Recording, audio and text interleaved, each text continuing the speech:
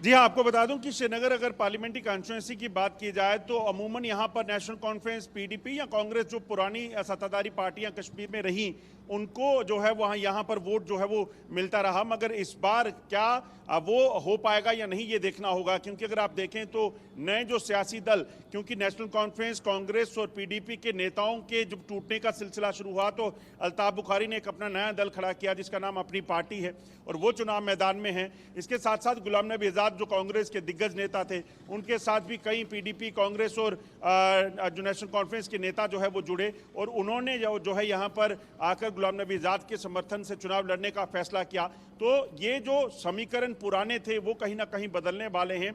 और 370 टूटने के बाद जब पहले चुनाव हैं, जब बीजेपी चुनाव मैदान में नहीं है और अपनी पार्टी को वो समर्थन दे रही है, और बीजेपी क्लेम कर रही है कि 5 लाख से ज़्यादा उनके ऑनलाइन मेंबर जो हैं वो कश्मीर से बने हैं। अब देखना होगा कि वो जो मेंबर बने हैं वो क्या वोट जो है वो कन्वर्ट हो पाते हैं, और क्या वो अपनी पार्टी को, अल्ताफ बुखारी के जो कैंडिडेट हैं उनको समर्थन दे पाते हैं नहीं कि नहीं। त्रिकोणीय मुकाबले में जो है आगा रहुल्ला जो नेशनल कॉन्फ्रेंस के हैं, वो पहले भी जम्मू कश्मीर सरकार में मंत्री रह चुके हैं, वरिष्ठ नेता हैं नेशनल कॉन्फ्रेंस के। वो पहले जो है आपको बता दूं कि पार्लियामेंट के इलेक्शन उन्होंने नहीं लड़ा, मगर श्रीनगर में जहां उमर अब्दुल्ला लड़ा करते थे, फारूक अब्दुल्ला लड़ते थे, वहां पर उनको टिकट दिया गया है। और वहीं अगर वहीद परा की बात की जाए, जो पीडीपी के युवा नेता हैं, यूथ प्रेसिडेंट हैं, उनको पीडीपी ने यहां से टिकट दिया है। वहीं अशरफ मीर जो कि पूर्व मंत्री रह चुके हैं, जम्मू कश्मीर में विधायक रह चुके हैं, उनको जो है अपनी पार्टी जो अल्ताफ बुखारी की है उन्होंने टिकट दिया है। तो त्रिकोणीय मुकाबला इस बार माना जा रहा है। और सबसे बड़ी बात यह है कि 370 टूटने के बाद होने वाले पहले चुनावों में ये आम जनता जो है वो किसको अपना समर्थन देती है वो बेहद ज़रूरी हो जाता है। क्योंकि यही चुनावों के बाद अगर सितंबर अक्टूबर में जो कि कहा गया है सुप्रीम कोर्ट की तरफ से कि यहाँ पर विधानसभा चुनाव जो है जम्मू कश्मीर में कराए जाएं, तो ऐसे में ये चुनाव जो है वो बड़े इंपॉर्टेंट होने वाले हैं, क्योंकि वो आगे विधानसभा के रास्ते को तय करेंगे, ऐसा माना जा रहा है। ठीक है अजय, बने रहिए। एक बार फिर से आरजू सेठ के पास जाती हूँ। आरजू मेरे साथ कन्नौज से बनी हुई हैं। आरजू, पिछले चुनावों की अगर बात करें 2019 में, आज चौथे चरण में जिन 13 सीटों पर उत्तर प्रदेश की वोटिंग हो रखी है, सभी 13 सीटें बीजेपी के पास गई थी, और 9 से 10 सीटें तो ऐसी थी जहां पर एक बड़े मार्जिन से पार्टी ने जीत दर्ज की थी।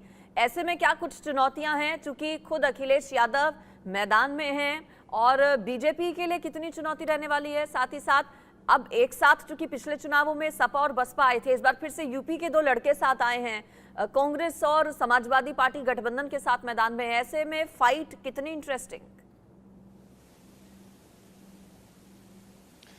बिल्कुल अंजलि, देखिए आपको बता दें कि कन्नौज जो है इस बार हॉट सीट है, क्योंकि अखिलेश यादव खुद यहां से चुनाव लड़ रहे हैं। और यहां के इतिहास की बात करें कन्नौज की कॉन्स्टिट्यूएंसी की, तो 1998 से इस सीट पर समाजवादी पार्टी का कब्जा था। लगातार अखिलेश यादव भी इस सीट से लड़े हैं और वो जीतते हुए आए हैं। लेकिन 2019 में कुछ ऐसा हुआ, बदलाव जो है वो जनता ने उस तरफ मूव किया है, और भारतीय जनता पार्टी के सुब्रत पाठक ने ये सीट जो है वो जीती थी, और डिंपल यादव यहां से हार गई थी। मुद्दों की बात करें तो कई सारे उत्तर प्रदेश के मुद्दे हैं। डेवलपमेंट बहुत बड़ा मुद्दा है, सिक्योरिटी बहुत बड़ा मुद्दा है, और उत्तर प्रदेश की सरकार में पिछले कुछ समय में जिस तरीके से बदलाव देखने को मिला है, कहीं ना कहीं जनता जो है वो खुश नजर आ रही है। लेकिन आपको बताएं, कन्नौज में कहीं ना कहीं अखिलेश भैया का जलवा जो है वो देखने को मिलता है। और आपको अगर तस्वीरें दिखाएं पोलिंग बूथ की, तो यहां पर भी तैयारियां पूरी कर ली गई हैं। अब से कुछ देर में जो प्रक्रिया है वो भी शुरू हो जाएगी, और वोटर्स का पहुंचना जो है पोलिंग बूथ पे शुरू हो गया है। आखिर उन्हीं से बात करेंगे, क्योंकि पहले मतदान और फिर जलपान का जो नारा है उसको पूरा करने के लिए लोग जो है सुबह सुबह यहाँ पे पहुंच गए हैं। सर,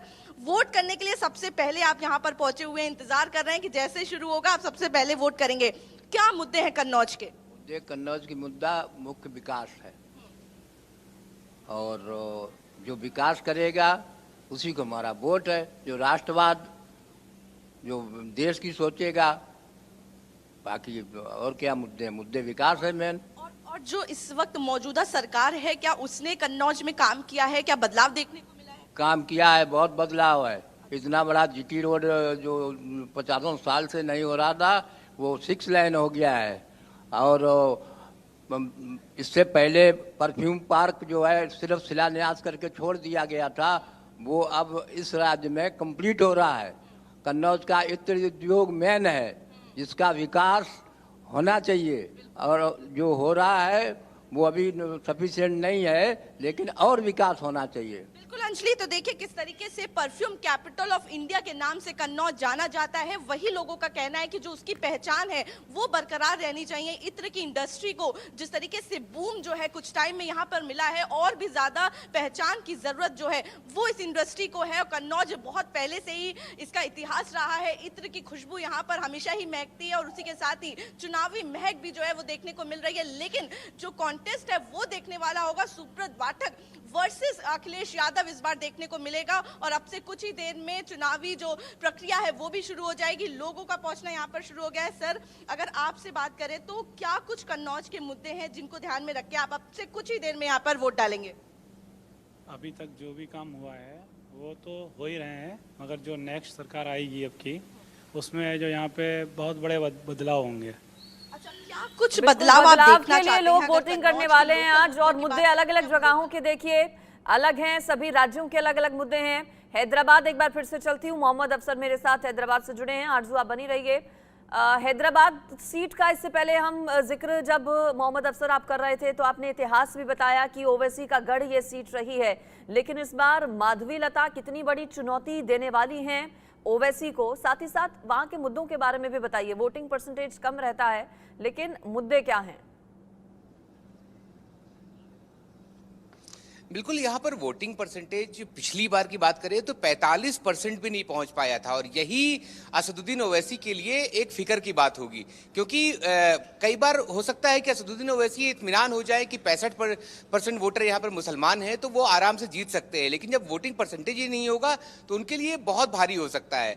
और माधवी लता भी लगातार कैंपेनिंग कर रही हैं और बहुत ही अटैकिंग मोड पर और हिंदुत्व के मुद्दे पर चल रही हैं, तो इसीलिए असदुद्दीन ओवैसी के लिए ये ज़्यादा मुश्किल भरा हो सकता है। और इसीलिए बयानबाजी भी हमने देखी यहाँ किस तरीके से 15 सेकंड और 15 मिनट की बयानबाजी हो रही थी, हार्डकोर हिंदुत्व और फिर मुसलमान की बात हो रही थी, तो विकास का मुद्दा बिल्कुल जैसे गायब हो गया है हैदराबाद से। मैं पोलिंग बूथ के बाहर हूँ जहाँ पर असदुद्दीन ओवैसी थोड़ी देर में वोट करने आएंगे। मैं पहले आपको तस्वीरें दिखा दूँ, सेंट फैज हाई स्कूल है ये, और यहीं पर अभी बस थोड़ी देर में 7 बजे यहाँ पर पोलिंग शुरू हो जाएगा और असदुद्दीन ओवैसी भी थोड़ी देर में ही यहाँ पर वोट करने आएंगे। यहाँ पर लोग भी मौजूद हैं, पहले मैं इनसे बात करता हूँ। सर, क्या सोच करके वोट देने आए हैं, क्या मुद्दे हैं आपके दिमाग में? हाँ, यहाँ के डेवलपमेंट के लिए मायम पार्टी के सदर प्रेसिडेंट असदुद्दीन ओवैसी साहब अच्छा काम करते, इस वास्ते जो हम वोट करने आए हैं यहाँ पर। लेकिन सर, हमने अभी पिछले 10 दिनों की बात ही करें तो यहाँ पर हिंदू मुसलमान मुद्दा चल रहा है, डेवलपमेंट का तो मुद्दा हमने किसी के मुंह से सुना ही नहीं, किसी भी कैंडिडेट के मुंह से नहीं सुना। लेकिन जो ये तो इलेक्शन के दरमियान में ऐसे बातें तो होते, अगर सही देखा गया तो जो सो एक डेवलपमेंट की वजह से जो वोट करते लोग, जो सो यहाँ का कौन सा कैंडिडेट क्या काम कर रहा है क्या नहीं कर रहा, उसी वजह से वोट करते। यहाँ पर वोट इस वास्ते हम करने आए हैं। शुक्रिया। मैं आपसे भी बात करता हूँ, क्या सोच करके वोट देने आए हैं सर? भाई, इंसानियत के नाते वोट देना फर्ज है, वोट दे रहा है। और क्या है मालूम है, मजहब के नाम पे जो वोट मांग रहे हैं उनको बर्खास्त करने के लिए वोट देने आए हुए हैं।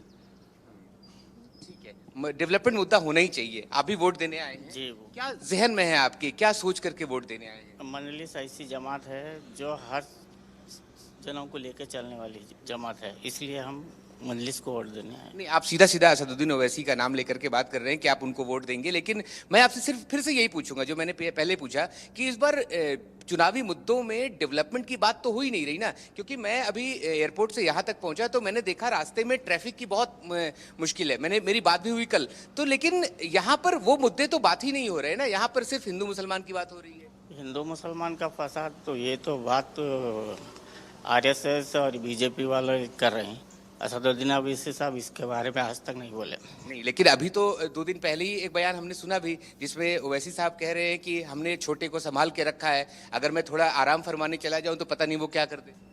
20 साल पहले की बात उन लोग उठाए, अब तो इसलिए जो है 15 सेकंड कोई बोले ना तो ठीक है, शुक्रिया। सर, आप वोट देने आए हैं, जहन में क्या सोचा है आपने वोट देने से पहले? बस देखो, बेरोजगारी का पहला मसला है सबसे पहले।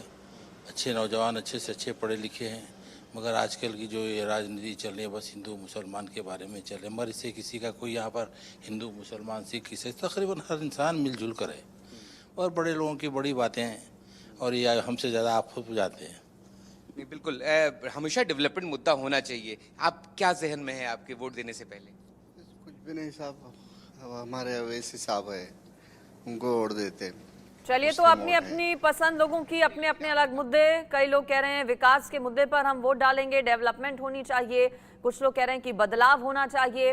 कुलभूषण भी मेरे साथ लगातार बने हुए हैं। कुलभूषण, सीएम कितने बजे वोट डालने पहुंचेंगे? चूंकि 7 बजने में कुछ ही मिनट अब बाकी हैं, वोटिंग शुरू होने वाली है। मुख्यमंत्री कितने बजे पहुंचेंगे वोट डालने के लिए? चलिए, कुलभूषण के साथ शायद संपर्क नहीं है, लेकिन तमाम रिपोर्टर्स हमारे साथ लगातार जुड़े हुए हैं जो हर तस्वीर सबसे पहले आप तक पहुंचाएंगे। खास तैयारी इंडिया न्यूज ने की है। किस राज्य में कितनी सीटों पर वोटिंग हो रही है 2014 में, साथ ही साथ 2019 में वोटिंग परसेंटेज कितना था, ये सब आप ग्राफिक्स के जरिए दोनों और स्क्रीन पर देखेंगे। आज दिन भर मेगा कवरेज रहेगी जारी। फिलहाल एक बहुत छोटे से ब्रेक के लिए रुक रहे हैं।